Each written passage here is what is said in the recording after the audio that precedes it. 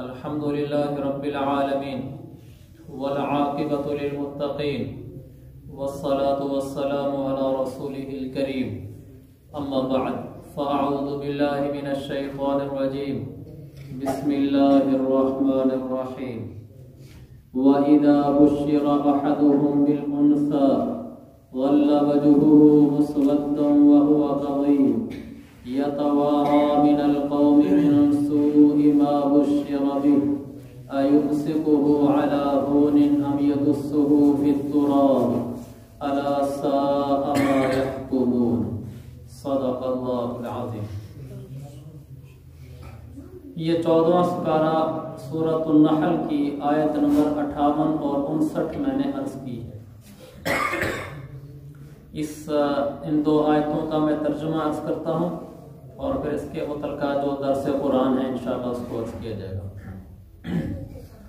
اللہ تعالیٰ فرماتا ہے جب ان مشرکین مکہ میں سے کسی کو اس بات کی آ کر خوشخبری دی جاتی ہے کہ بیٹی پیدا ہوئی ہے تو اس کے چہرے کا رنگ سیاہ پڑ جاتا ہے اور وہ اندر ہی اندر اڑنے لگتا ہے اور گھٹنے لگتا ہے اور اس خبر کو وہ برا سمجھتا ہے، پھر اس خبر کو برا سمجھنے کی وجہ سے لوگوں سے چھپتا پھرتا ہے، سوچتا ہے کہ کیا ذلت برداشت کر کے اس بیٹی کو اپنے پاس زندہ رہنے دو یا اس کو ایسے ہی مٹی میں گاڑ دو۔ غور سے سنو، یہ مشرکین مکہ کتنے برے فیصلے کر رہے۔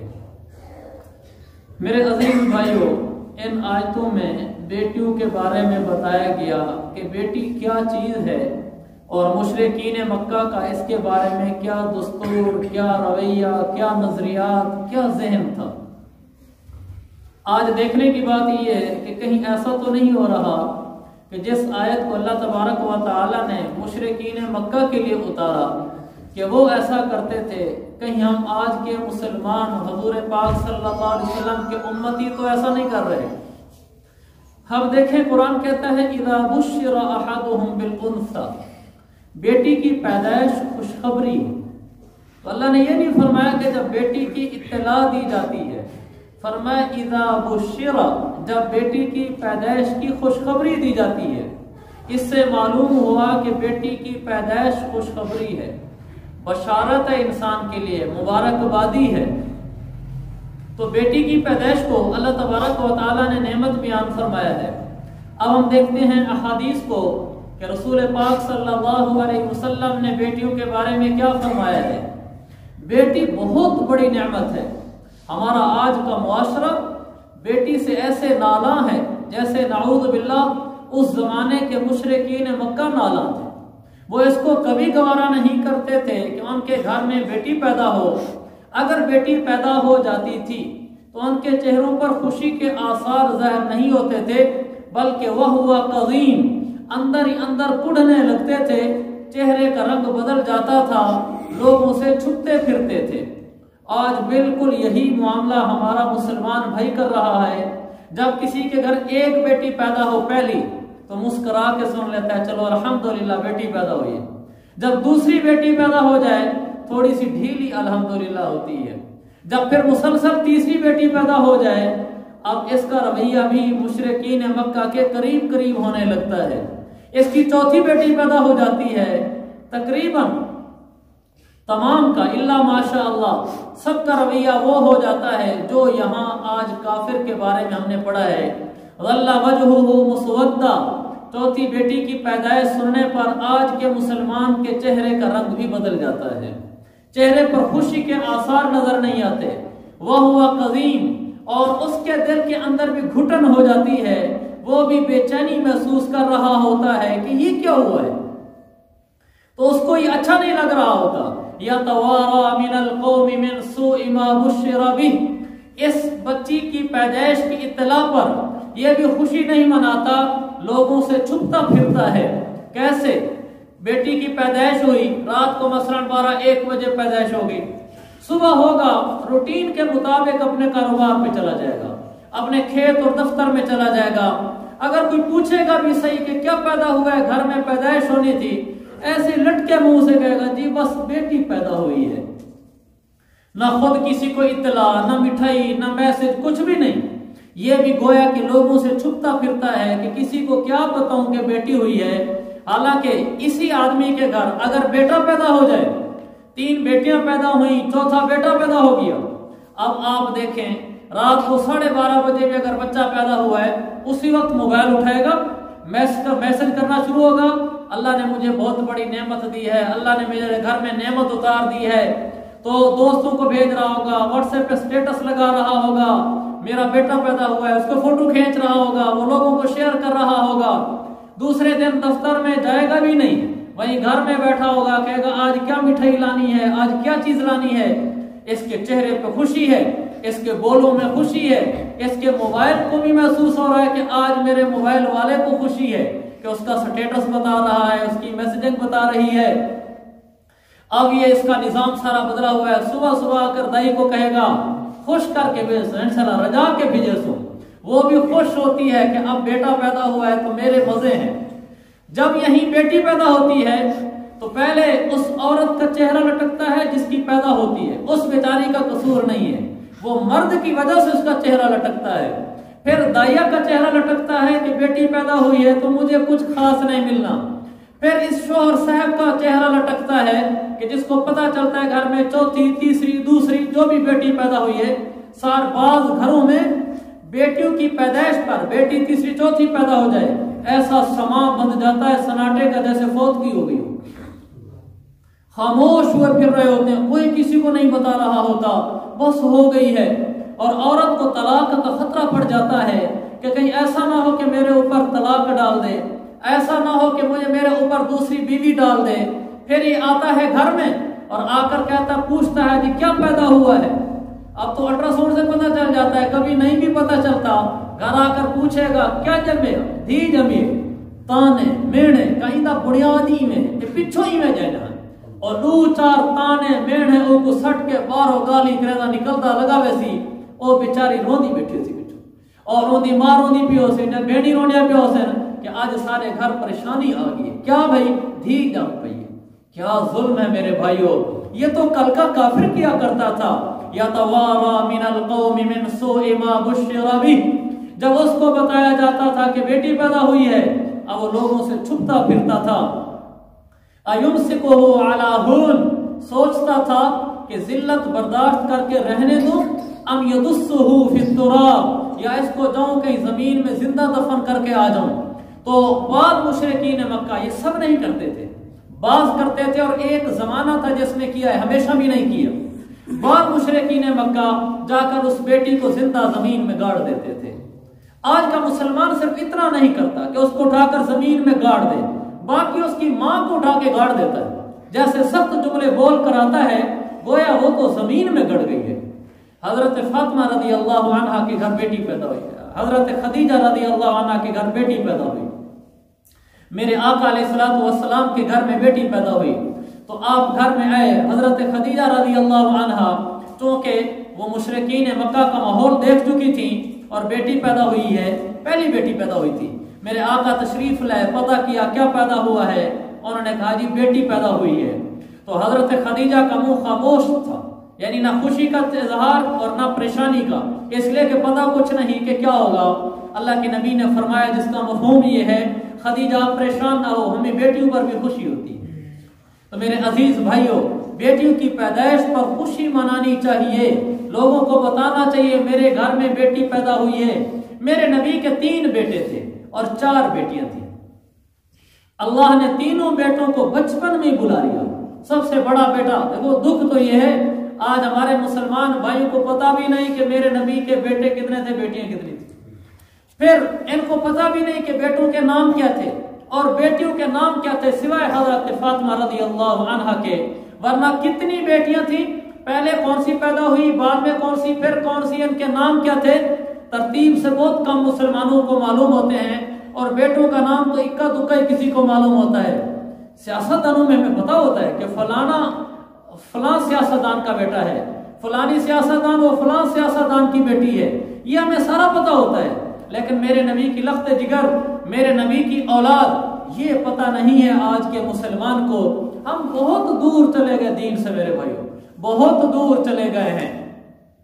اللہ کے نبی علیہ الصلوۃ والسلام کے سب سے بڑے بیٹے उनका नाम कासिम, मक्का मुकरमा में पैदाइश हुई, हजरत खदीजा के बतन से पैदा हुए और 1.5 साल की उम्र के करीब थी, इंतकाल कर गए।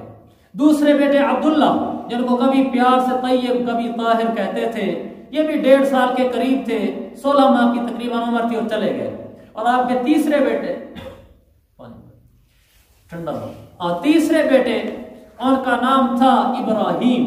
ये सबसे बड़े आपके बेटे थे उम्र के लिहाज से, इनकी उम्र थी 18 माह, 1.5 साल बिल्कुल पूरा। मदीना मुनव्वरा में इनकी विलादत हुई हजरत मारिया के वतन से और वहीं इंतकाल हो गया। ये आपके 3 बेटे हैं, कासिम, अब्दुल्ला और इब्राहिम, और आपकी 4 बेटियां हैं। सबसे बड़ी ज़ैनब, फिर रुकैया, फिर उम्मे कुलसूम और फिर सैयदा फातिमा रज़ियल्लाहु अन्हा। ये आपकी 4 बेटियां हैं। तो मेरे अजीज भाइयों, मेरे नबी के बेटे दुनिया में जिंदा नहीं रहे, बचपन में ही सारे 1.5 साल की उम्र में चले गए। 4 बेटियां बड़ी हुई, 4 जवान हुई, 4 की शादियां हुई, 4 के घर बने। और अल्लाह के नबी के सामने जिंदगी अगर गुजारी है तो बेटियों ने गुजारी है और 4 बेटियों ने गुजारी है। तो बाज़ उलमा कहते हैं 4 बेटियों का होना भी उस आदमी के लिए सुन्नत है जिसको अल्लाह 4 बेटियां अता फरमा दे। तो ये मेरे नबी की सुन्नत है किसी की 4 बेटियां हों, और बेटी होना तो बहुत बड़ी नेमत है। कुछ जुमले हमारे मुआशरे में खुद बना लिए जाते हैं। मसलन हमारे यहाँ बना हुआ है जी, बेटी रहमत है और बेटा नेमत है। ये हमने खुद बनाया हुआ है, ये कोई कुरान हदीस में तो है नहीं। हकीकत ये है कि बेटी तो माशाअल्लाह और बेटा भी माशाअल्लाह, इनकार नहीं, नेमतें हैं। हकीकत ये है कि बेटी रहमत भी है, बेटी नेमत भी है। और हकीकत ये है कि बेटी बड़ी रहमत है, बेटी बड़ी नेमत है, और बेटा छोटी नेमत है। बेटा नेमत है लेकिन छोटी नेमत है, और बेटी बड़ी नेमत है। कैसे? मैं आपके सामने इंशाअल्लाह हदीस अर्ज करता हूं। भी किसी के घर में बेटी पैदा हो जाना ये ऐसे है जैसे उसके लिए बड़ी नेमत का उतर आना। जैसे एक आदमी के 2 कारोबार है, एक बड़ा कारोबार है, एक छोटा कारोबार है। बड़े कारोबार को आदमी बड़ी नेमत समझता है, छोटे कारोबार को छोटी नेमत समझता है। घरों में बेटियों का होना ये बड़ी नेमत है, बेटों का होना भी नेमत है, लेकिन ये दूसरे दर्जे की नेमत है। ये तो खुद कुरान और हदीस में मौजूद है। अल्लाह ताला क्या फरमाता है? यहबु लिमन यशाउ इनासा व यहबु लिमन यशाउ ज़ुकूर। अल्लाह ताला अपने एहसानात गिनवा रहा है यहाँ पर इस आयत में। अल्लाह फरमाता है मैं जिसे चाहता हूँ अपनी नेमत देता हूँ बेटियां। पहले बेटियों का तज़किरा किया, दूसरे नंबर पे कहा व यहबु लिमन यशाउ ज़ुकूर, जिसे चाहता हूँ बेटे भी देता हूँ।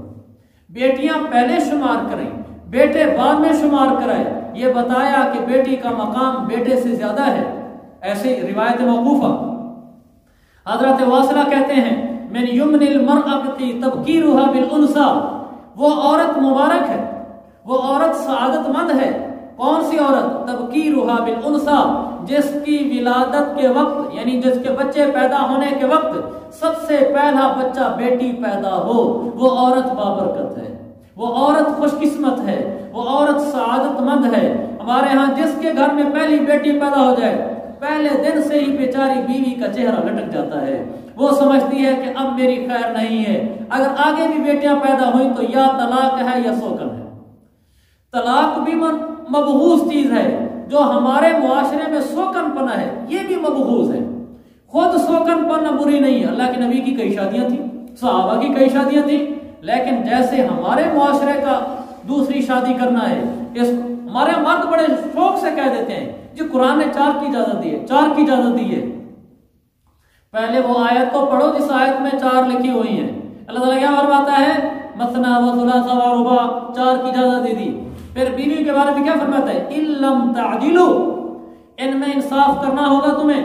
अगर इंसाफ ना कर सको फवाहिदतन, फिर 1 बीवी है, फिर 4 नहीं है।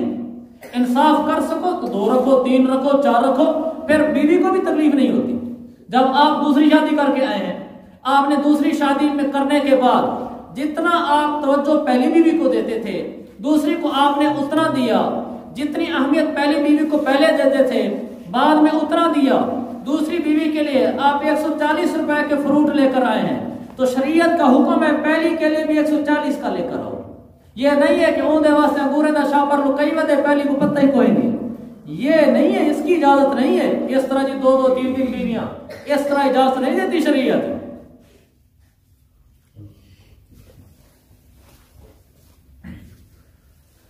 ہم شریعت کو سمجھیں. اللہ کے ہاں بیٹی کا بڑا مقام ہے. تو میرے عزیز بھائیوں، بیٹی بہت بڑی، نماز کرا تھا، بیٹی نعمت بھی ہے، بیٹی رحمت بھی ہے. بیٹی بڑی نعمت ہے، بیٹا چھوٹی نعمت ہے.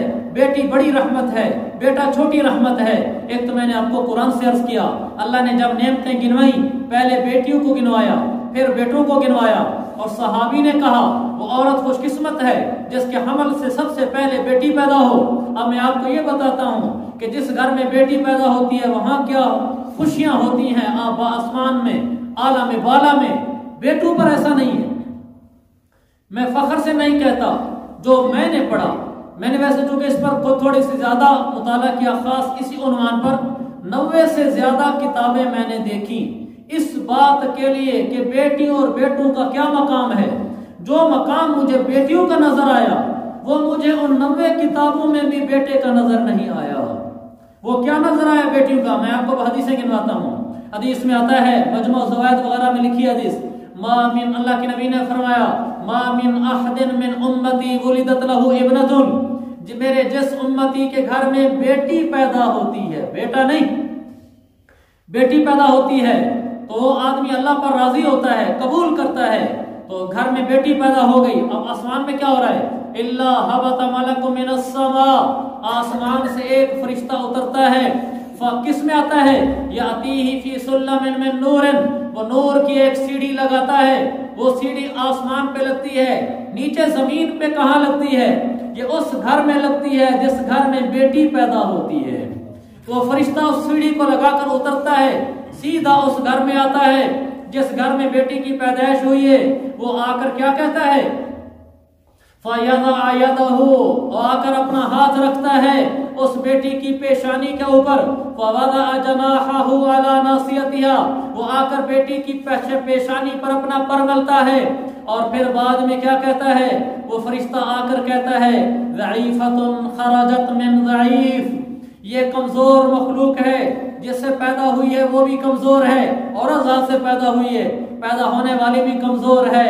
تو وہ کہتا ہے ربی و ربک اللہ، اس بچی سے کہتا ہے میرا رب بھی اللہ ہے، تیرا رب بھی اللہ ہے، پالنے والا اللہ ہے اور کوئی نہیں پالتا. پھر آخر میں ایک پیغام دے کر جاتا ہے، جو پیغام اللہ نے اس کو دیا ہوا ہے وہ پیغام میرے اور آپ کے لیے لمحہ فکریہ ہے. وہ فرشتہ کہتا ہے،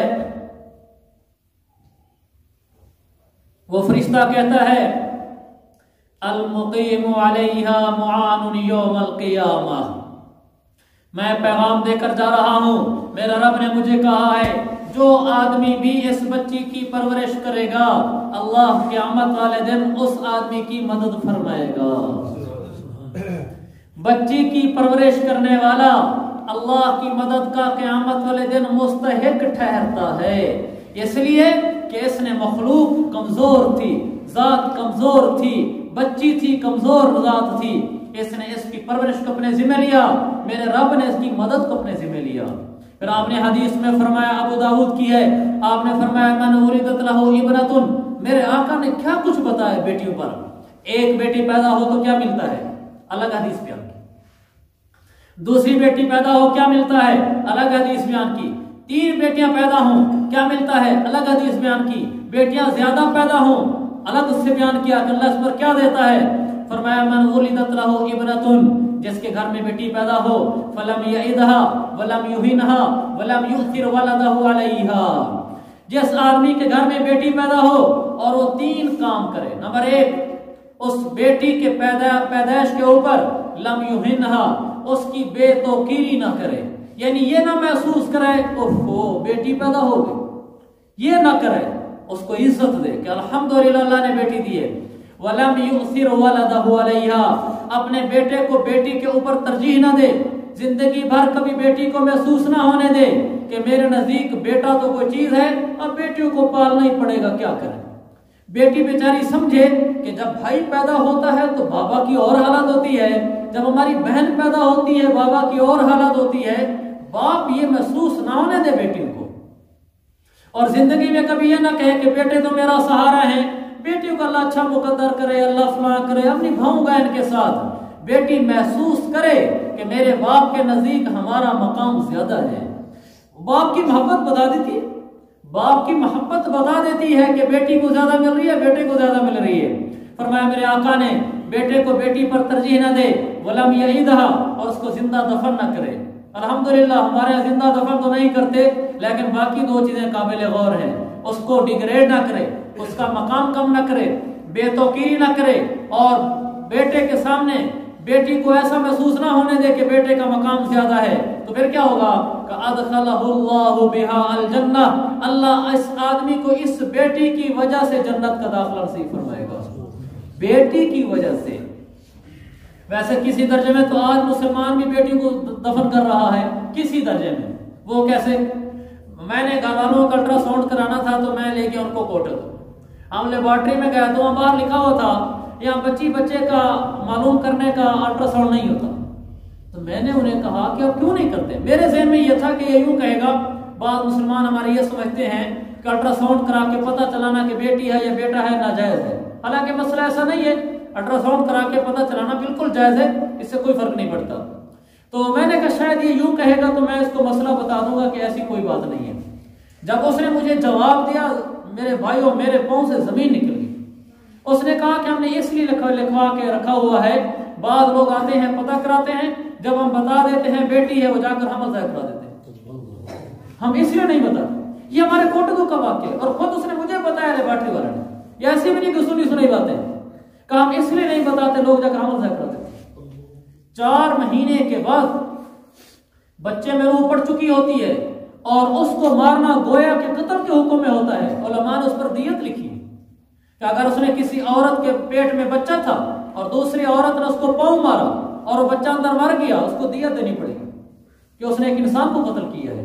اور یہاں اس کو حمل ضائع کرا دیتے ہیں جیسے کوئی چیز نہ. ہم کیوں بیٹیوں سے ناراض ہیں؟ ہمارے گھر میں جو بیوی ہے وہ کسی کی بیٹی نہیں، میری والدہ کسی کی بیٹی نہیں، میری بہن کسی کی بیٹی نہیں ہے.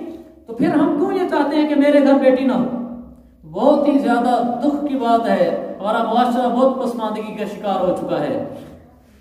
ہمارے یہاں خانے وال میں چوتھی بیٹی پیدا، چوتھی تھی یا تیسری تھی، چوتھی یا تیسری بیٹی پیدا ہوئی. شوہر کو جیسے ہی پتا چلا کہ بیٹی پیدا ہوئی اس نے وہیں طلاق دے دی، وہیں سن کے طلاق دے دی. کہ طلاق کس کو؟ کیا دکھڑے سنیں، کس کو سنیں؟ آخر کب قرآن زندہ ہوگا؟ کب شریعت زندہ ہوگی؟ کب ہم ایسے ہی بھٹکتے رہیں گے؟ ہمیں کب پتا چلے گا کہ بیٹی کا کیا مقام ہے اور بیٹی سے مجھے کیا ملے گا؟ یہ بیٹی ہے جس کی پیدائش پر جنت کا وعدہ. دوسری حدیث اللہ کے نبی نے فرمایا جس آدمی کی 2 بیٹیاں، میں نے ابھی 1 بیٹی کا بتایا تھا، جس آدمی کی 2 بیٹیاں ہوں تو وہ کیا کرے؟ احسن الیہما ما صاحبتاہ، جب تک اس کا بیٹیوں کے ساتھ رہے اس وقت تک بیٹیوں کے ساتھ حسن سلوک سے پیش آتا رہے. ادخلتاہ الجنہ. حدیث کے الفاظ دیکھیں، یہ نہیں ہے کہ اللہ ان بیٹیوں کی وجہ سے اس کو جنت دے گا، ہے تو حقیقت تو یہی جنت تو اللہ دے گا، لیکن الفاظ یہ حدیث کے فرمایا یہ 2 بیٹیاں اس کو جنت میں داخل کریں گی. اللہ کے جنت میں تو اللہ داخل کریں گے، کہ بیٹیاں داخل کریں گی، یعنی بیٹیاں اس کو پکڑ کے جنت میں لے جائیں گی. حدیث میں آتا ہے ایک اور حدیث، آپ نے فرمایا من آلا ثلاثہ بناتی، جس آدمی کی 3 بیٹیاں وہ پرورش کریں ان کی. آپ نے فرمایا فأدبہن وزوجہن وأحسن الیہن، اس آدمی نے ان کو دینی اچھی تربیت تعلیم دی، وزوجہن ان کے گھر بنا دیے، وأحسن الیہن اور ان کے ساتھ ساری زندگی اچھے سلوک سے پیش آتا رہا. کنا لہ سترا من النار. غور سے جس آدمی کی 3 بیٹیاں ہوں اور وہ ان بیٹیوں کی اچھی تربیت کرے، گھر بنا دے، ان کے ساتھ حسن سلوک کرے، اللہ اس کو جنت میں بھیجے گا. اور ساتھ دوسری حدیث نے آپ نے فرمایا من ابتلی بشیء من البنات فاحسن الیہن کنا لہ سترا من النار. جس کو اللہ بیٹیاں دے، یعنی 3 سے بھی زیادہ بیٹیاں دے، اب وہ 2 ہوں 3 ہوں، میرے نبی نے فرمایا اللہ جس کو بیٹیاں دے اور ان بیٹیوں کے معاملے میں ساری زندگی حسن سلوک سے پیش آتا رہے، ان کو کبھی محسوس تک نہ ہونے دے کہ تم بیٹیاں ہوں، پھر کیا ہوگا کہ دن قیامت کا ہوگا. یہ آدمی آئے گا اور یہ گناہگار ہوگا اور یہ جہنم میں جا رہا ہوگا اپنے گناہوں کی وجہ سے، لیکن زندگیوں میں بیٹیوں کے ساتھ بڑے پیار سے پیش آتا رہا. ان کو محسوس تک نہیں ہونے دیا کہ تم بیٹیاں ہوں، حسن سلوک کرتا رہا۔ جب یہ جہنم کو جا رہا ہوگا، جہنم سے پہلے دیکھے گا کہ ایک دیوار بنی ہوئی ہے، جہنم سے پہلے جو دیوار صرف اس کے آگے ہے اور جہنم میں جانے والے لوگوں کے آگے نہیں ہے۔ یہ قریب جا کر دیکھے گا تو وہ دیوار کیا ہوگی؟ اس کی وہ بیٹیاں آگے کھڑی ہوں گی۔ میرے نبی نے فرمایا کن لہو سترا من النار، یہ بیٹیاں دیوار بنا کر کھڑی ہو جائیں گی، یہ اس کو جہنم سے روک کر جنت میں بھیج دیں گی۔ یہ اپنے گناہوں کے باوجود بیٹیوں کے ساتھ حسن سلوک کرنے کی وجہ سے جہنم سے موڑ کر جنت میں بھیج دیا گیا۔ یہ بیٹیوں کی وجہ سے ہے، بیٹوں کی وجہ سے نہیں ہے۔ مجھے کسی حدیث میں نہیں ملا کہ کسی آدمی کا بیٹا پیدا ہوا ہو اور وہ بیٹوں کے ساتھ یہ حسن سلوک کرے اور یوں کرے اور یوں کرے، اس کے بدلے میں اس کو جنت ملے گی، مجھے نہیں ملا۔ بیٹا نعمت ہے میرے عزیز بھائیو، دوسرے درجے کی نعمت ہے، بیٹی پہلے درجے کی نعمت ہے۔ ہم نے بیٹی کو ایسے پیچھے کر دیا ہے جیسے بیٹی کوئی مصیبت ہو۔ بیٹی تو نعمت ہے، بیٹی تو رحمت ہے، یہی بیٹی تو مجھے جنت میں لے جائے گی، یہی بیٹی تو میرے گناہوں کے باوجود جہنم کے آگے دیوار بن کر آڑ بن جائے گی، یہی بیٹی۔ دوسری حدیث آپ نے فرمایا اب بیٹیوں سے باہر نکلیں، آپ نے بیٹیوں سے باہر نکال دیا، فرمایا من عال جاریتین، جو آدمی دو بچیوں کی پرورش کرے، وہ بعد وہ بہنیں ہوتی، والد فوت ہو گیا، چھوٹی بچیوں کو بھائی بڑا تھا اس نے سنبھالا، بعد میں بھتیجیاں ہوتی ہیں، بڑا بھائی فوت ہو گیا، چھوٹا بھائی فوت ہو گیا، دوسرے بھائی نے سنبھالا، بعد میں بھانجیاں ہوتی ہیں کہ بچوں کو سنبھالنا اس کی ذمہ ہو گیا کہ بہن کو طلاق ہو گئی یا بہنوئی نے طلاق دے دی یا بہنوئی فوت ہو گیا، اب بہن کے بچے اس کے پاس آ گئے۔ کسی آدمی نے بھی دو بچوں کی پرورش کی، آپ نے فرمایا من عال جاریتین حتی تبلغا، دو بچوں کی پرورش کی یہاں تک کہ بالغ ہو گئی، ان کے گھر بنا دیے، پورا سنبھالا، اس کو جہیز دیا، شادی کی، سب کچھ کیا، باپ بن کر دکھلایا۔ کا جاء یوم القیامت ہوا وانا وضم اصبعیہ، اللہ کے نبی نے فرمایا وہ قیامت والے دن آدمی آئے گا بچیوں کی پرورش کرنے والا، اور میں بھی قیامت والے دن آؤں گا جب وہ قبروں سے اٹھ کر لوگ آ رہے ہوں گے، یہ بچیوں کی پرورش کرنے والا میرے ساتھ ایسے چل رہا ہوگا، میرے آقا نے فرمایا جیسے دو انگلیاں، وہ سرکار آقا مدنی کے ساتھ چل رہا ہوگا، جہاں میرے آقا جائیں گے وہیں وہ جائے گا، میرے آقا جنت میں جائیں گے وہ بھی جنت میں جائے گا۔ بچیوں کی پرورش کرنے والا اور بچیوں پر خرچ کرنے والا، ایک حدیث آپ کو سنا دیتا ہوں، ہمارا وقت پورا ہو رہا ہے۔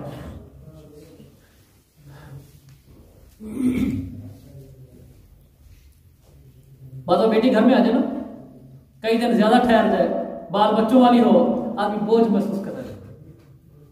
کبھی بیٹی کو طلاق ہو جائے، بیٹی گھر میں آ جائے، سارے خرچے باپ کے سر پہ پڑ جائیں کہ جہیز دیا تھا، شادی کی تھی، کسی اور کے ذمہ ہو گئی تھی، پھر واپس آ گئی کسی وجہ سے، چاہے بیٹی کو طلاق ہو جائے یا وہ بیٹی کو طلاق تو نہیں ہوئی لیکن اس کا جو شوہر تھا وہ اغوا ہو گیا ہے، جیل میں چلا گیا ہے، مفلوج ہو گیا ہے، بیٹی پھر باپ کے ذمہ آ گئی۔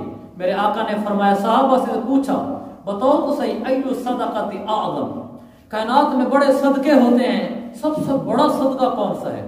صحابہ نے کہا یا رسول اللہ، رسول ہی جانتے ہیں، ہمیں تو نہیں پتا۔ آپ نے فرمایا نفقتک علی ابنتک مردودۃ الیک لیس لها کاسب غیرک، تیری وہ بیٹی جو دوبارہ واپس تیرے پاس آ گئی ہو اور اس کا تیرے سوا کوئی کمانے والا نہ ہو، تیرا اس بیٹی پر خرچ کرنا کائنات کا سب سے افضل صدقہ ہے۔ تو ان کو پر خرچ کرتے ہوئے دل تنگ نہیں ہونا چاہیے، بیٹی کو کھلائیں گے اللہ ہمیں کھلائے گا۔ اللہ کے نبی نے فرمایا کہ یا بلال انفق ولا تخش من ذی العرش اقلالا، خرچ کرنے والے کو اللہ اور دیتا ہے۔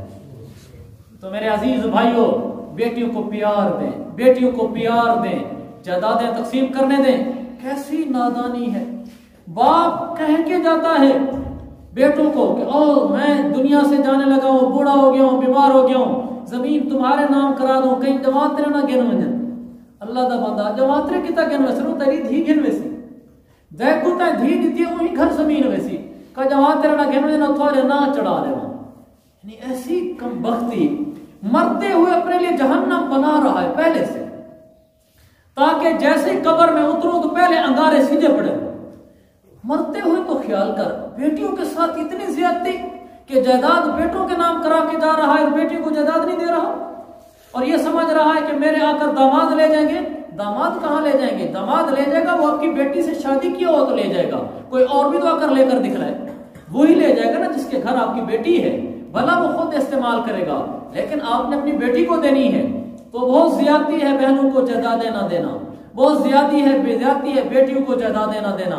اپنی زندگی میں اگر خطرہ ہو کہ میرے بیٹے معاشرہ ستھرے ہیں، ایک آنا بیڑی کو لے سکتے، باپ کو چاہیے اپنی زندگی میں جائیداد تقسیم کر دے، بیٹوں کو بھی دے دے بیٹی کو بھی دے دے، اور اگر اس کو تسلی ہے ماشاءاللہ شریعت کے مطابق تقسیم کریں گے پھر بھلا نہ تقسیم کرے۔ اور جب زندگی میں تقسیم کرنے لگے تو کیسے کرے؟ حدیث سبو بین اولادکم فی العطیہ، اس سے بھی بڑھ کر حدیث آپ نے فرمایا فلو کنت مفضلا احدا، اگر میں کسی کو زیادہ حصہ دیتا لفضلت النساء، تو میں عورتوں کو دیتا۔ اللہ تعالیٰ نے حصے بیان کر دیے تو آپ نے فرمایا، آپ نے پہلے حدیث میں فرمایا سبو بین اولادکم فی العطیہ، جب اپنی اولاد کو دینے لگو زندگی میں کچھ، دکان دینے لگو، پراپرٹی دینے لگو، پیسے دینے لگو، کاروبار کر کے دینے لگو، جب دینے لگو تو بیٹیوں اور بیٹوں کو برابر دو، بیٹیوں اور بیٹوں کو برابر دو، جائیداد تقسیم کرنے لگو تو برابر دو۔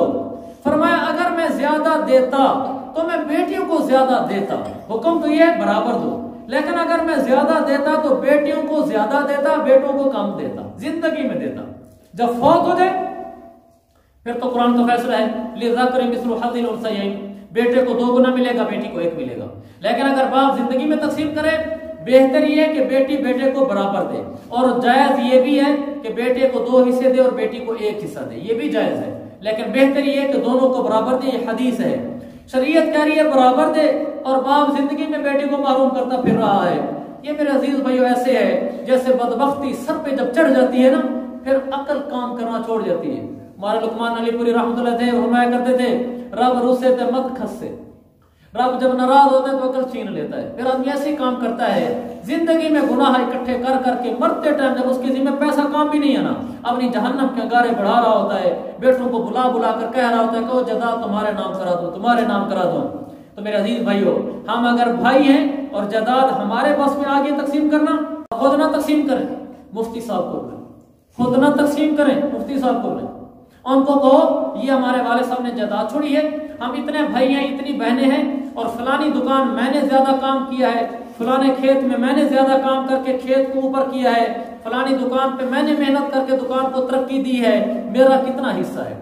یہاں بھائی خود مفتی بن جاتے ہیں، کہتے ہیں تو چھوٹے چھوٹے برا نے تو بہنی کو سمجھا دیتا سے پڑھایا سے چھجے کتنا سے بس انہیں نہ تو کہیں تھی کیا، چھوٹا برا تو پڑھ دے یہ کیسے کرے گا، اساں پہ دے کٹھے ہڈ بھنن، اساں پہ دے کٹھے دکان بھائیے، اساں پہ دے کٹھے کتے سادہ حصہ ڈھیر بڑھ دے، باہر کہ آپ عالمی بن سن جا، مفتی بن سن جا، اپنا حصہ ڈھیر، چھوٹے برا میں تھوڑا، بہنی تو بس رولے نہ جا، بس کہیں بہن کو کوئی بھی گھر دیتا، کہیں کو کوئی مرلا نہیں دیتا، بس نیکی بڑھیا بدا سی، میں ایسی بہنی کو سر کے جائیداد لیتی ہے، میں ایسی بھرامے کو سر کے جائیداد لیتی ہے، اگر یہ کو آکھو نا جنہیں تو بہنی کو نیتے وگھا دیتا ہے رکھے 2 بیگھے برابر منڈی بیٹھے نا، یہ کو آکے 2 بیگھے تو 1 بیگھا بہن کو نہیں، اڈو والا بیگھا تو چاہے، ایک کی دہی نہ منے، آکے جیرے 2 بیگھے تیار رکھے بھرا کو 2 بیگھے دیتے نہیں چھوٹے بھرا کو، آپ جان نیک بنا بیٹھے کہ سب ہیں بھرا برابر رکھی بدے ہیں، آپ نے 2 بیگھے چھوٹے بھرا کو کے چاہوں دے رہا 2 چاہ گئے، ایک کی دہی نہ منے، ایک کے جی تقسیم ہے، ایک کے جی شریعت علی تقسیم ہے، نیک بنا بدے،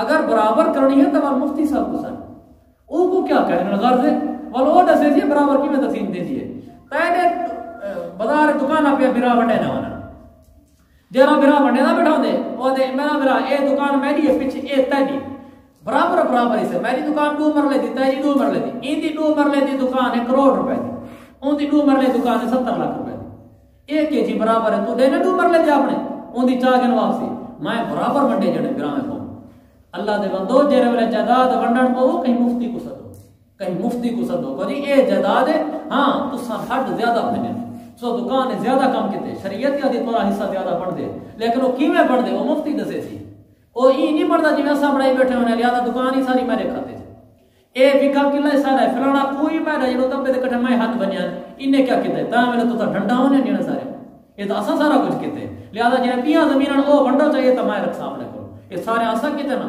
میں ہوں تک ہاتھ بنے دارا کہ ہوں میں بھراوے گزارے وانے یہ آپ نے نیکی بنے ہوتا سی من غصب شبر من الارض حدیث ہے اگر کہیں بندے کہیں گیٹھ میں تو قبضہ کر گئے ایک گیٹھ زمین زیادہ کیا میرے آقا نے فرمایا مسلم کی حدیث ہے طوقہ اللہ سبع ارضین یوم القیامہ اللہ بہاڑے قیامت ایک گٹھ زمین کو 7 زمینیں تک تلے گھن سے اوندا بنے سی اللہ توک ہار اور چاہ کے رکھ سی نے گچی کہ ہون چاہ اگر وہ زندہ ہونا انسان اتنی وڈی مٹی چاہ کے گچے پا دو اتنی تکلیف تھی کہ مر وجے بوجھ کو دب کے ہون مرسی کانا لیکن تکلیف جتنی ہوسی ساری برداشت کرتی ہے تو ایک گٹھ دا حال ہے جتا مر لے تے کل لے تے وڈے بھرے بامت اتھا کہتی سی میرے عزیز بھائیو مر جانا ہے مر جانا ہے مر جانا ہے ہم نے یہاں نہیں رہنا یہ سب دھوکہ ہے دنیا پیسہ ہوس ہرس ہوس ایک دن مرنا ہے آخر موت ہے کر لے جو کرنا ہے آخر موت ہے